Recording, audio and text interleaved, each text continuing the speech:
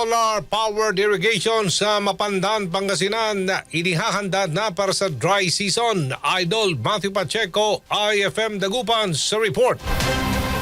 Dinagdagan ng mga naipatayong solar-powered irrigation system sa bayan ng Mapandan, Pangasinan bilang bahagi ng paghahanda sa darating na El Nino. Sa panayam ng IFM News Dagupan sa Municipal Agriculture Office ng bayan, makatutulong umano sa mga magsasaka ang dagdag na pasilidad sa produksyon ng bigas at mais, lalo na ngayong paparating ang dry season. Na tayo ng approximately nasa 6 solar power irrigation. Bukod sa irigasyon, kabilang sa may tinayo ang curing barns para sa mga tobacco farmers sa iba't ibang barangay tulad ng Barangay Aramanawak na inaasang makatutulong sa kalidad ng tabako sa bayan. Nagpapatayo kami ng curing barn for tobacco farmers naman namin.